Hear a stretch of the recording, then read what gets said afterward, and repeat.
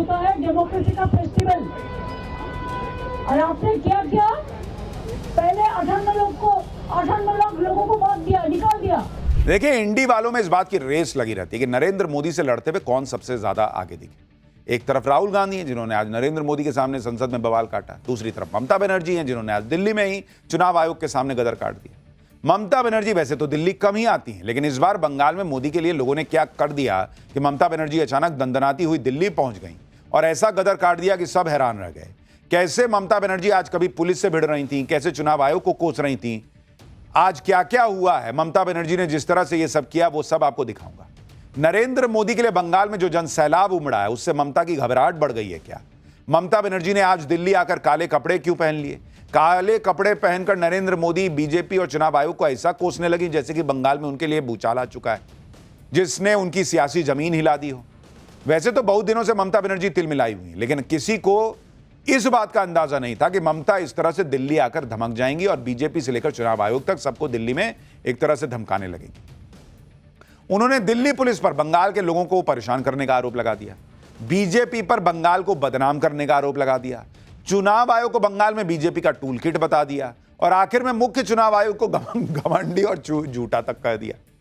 चुनाव आयोग से मिलने के लिए दिल्ली आई ममता बनर्जी ने आज कैसे भयंकर बवाल काटा, कैसे हंगामा किया है, क्यों ये हुआ है, बंगाल के ओवैसी जो है वो क्यों हिंदुओं से माफी मांग रहे हैं, बंगाल में एसआईआर पे क्या हुआ है, आज आपको सब दिखाऊंगा।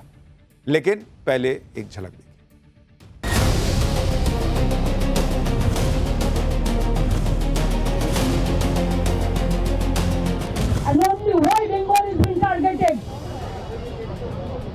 लोकतंत्र में इलेक्शन होता है डेमोक्रेसी का फेस्टिवल। और आपने क्या किया? पहले 58 लाख लोगों को मौत दिया, निकाल दिया। ये लोग क्या रास्ता पे रुकेगा, सड़क पे रुकेगा?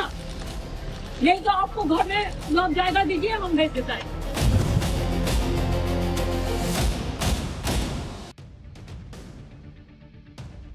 ममता बनर्जी इस वक्त दंदनाते हुए हर जगह घूम रही है। लोग अभी ईडी की उस रेड को भूले नहीं है जिसमें दंदनाते हुए ममता बनर्जी आई थी और फाइलें लेकर चली गई।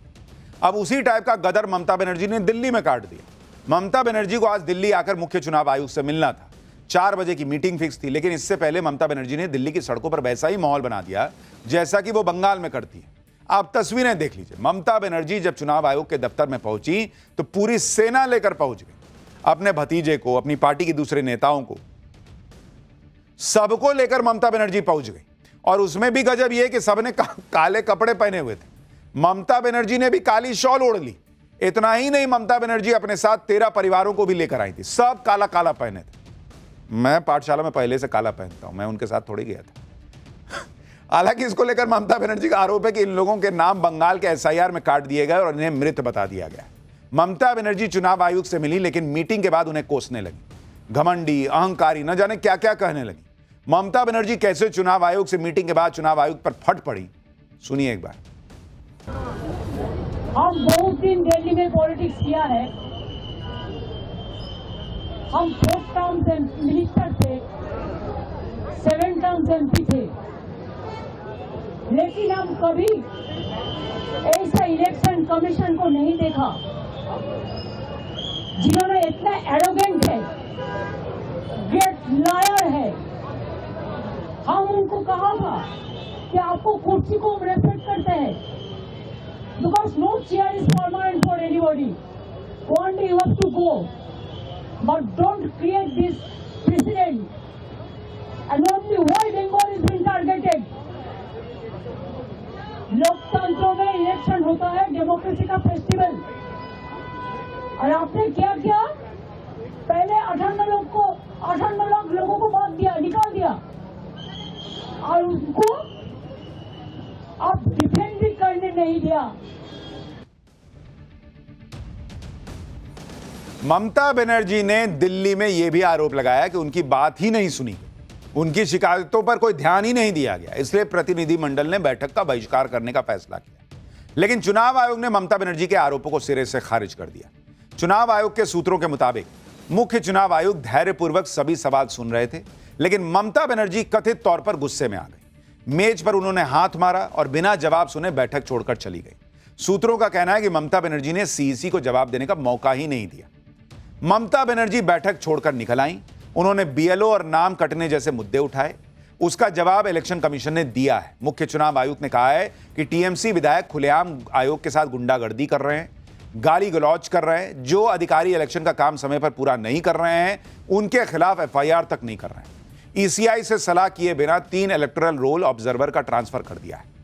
यानी चुनाव आयोग ने पूरे ड्रामे की पोल खोलकर रख दी, क्योंकि ममता बनर्जी तो यह हंगामा करने आई थी कि चुनाव आयोग सही से काम नहीं कर रहा है। उल्टे चुनाव आयोग ने बता दिया कि ममता बनर्जी के लोग क्या क्या कर रहे हैं, चुनाव आयोग को काम ही नहीं करने दे रहे हैं।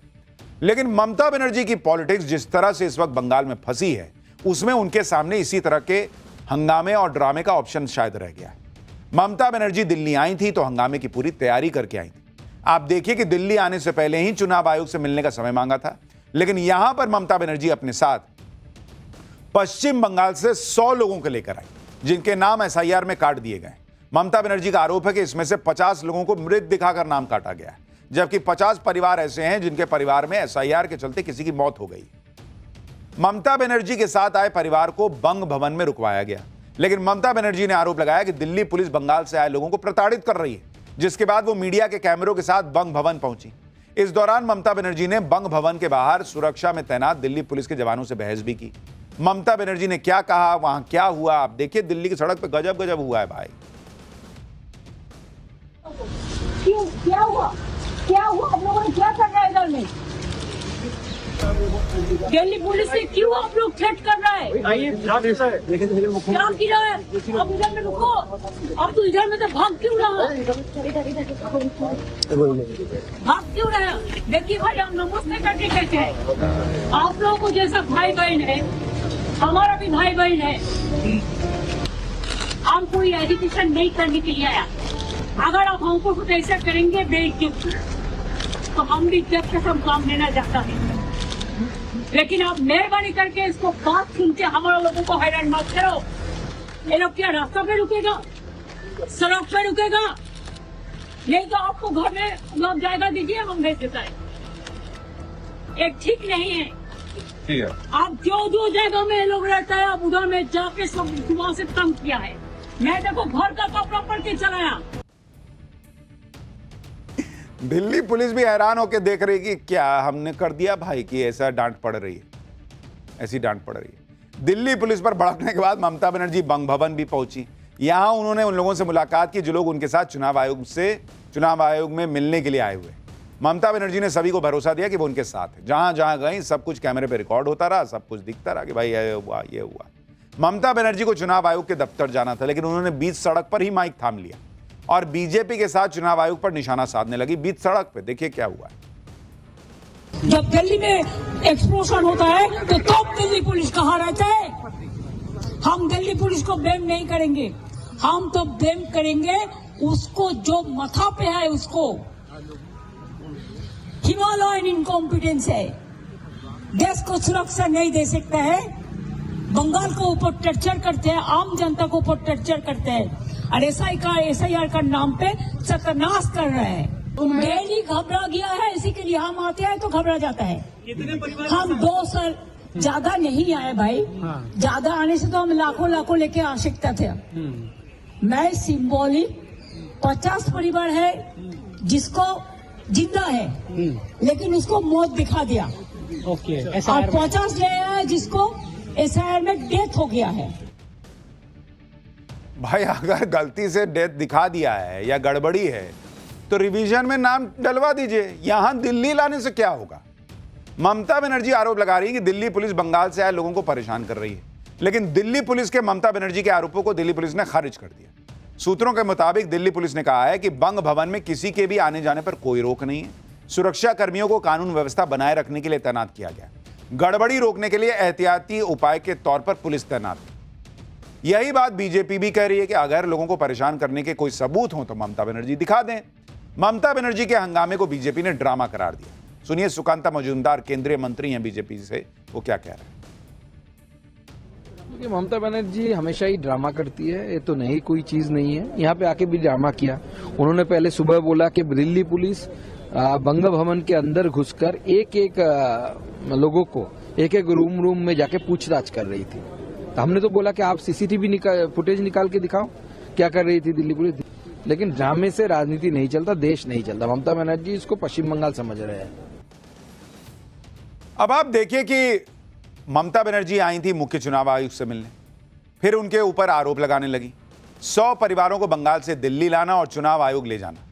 इस सब को बीजेपी इसलिए ड्रामा कह रही है क्योंकि एक तरफ ममता बनर्जी मुख्य चुनाव आयुक्त ज्ञानेश कुमार से शिकायत कर रही है, दूसरी तरफ ज्ञानेश कुमार से भी उनको शिकायत है। ममता बनर्जी ने मुख्य चुनाव आयुक्त ज्ञानेश कुमार के खिलाफ सुप्रीम कोर्ट में याचिका दायर की है। इसके साथ ही एसआईआर प्रक्रिया को लेकर बंगाल के मुख्य निर्वाचन अधिकारी के खिलाफ भी रिट दाखिल की है। एसआईआर को लेकर टीएमसी सांसदों डोला सेन और डेरेक ओब्रायन ने पहले ही सुप्रीम कोर्ट में याचिका लगा रखी है। टीएमसी सांसदों और ममता बनर्जी की याचिकाओं पर 4 फरवरी को सुप्रीम कोर्ट में सुनवाई की भी संभावना। एसआईआर पर ममता बनर्जी की दाल गलती हुई नहीं दिख रही। उधर बंगाल के ओवैसी कहे जाने वाले हुमायूं कबीर सिरदर्द अलग बन गए। पहले हुमायूं कबीर ने अलग पार्टी बनाकर ममता के मुस्लिम वोट गायब कर दिए। अब हुमायूं कबीर ने ममता बनर्जी को हिंदू विरोधी बता दिया है।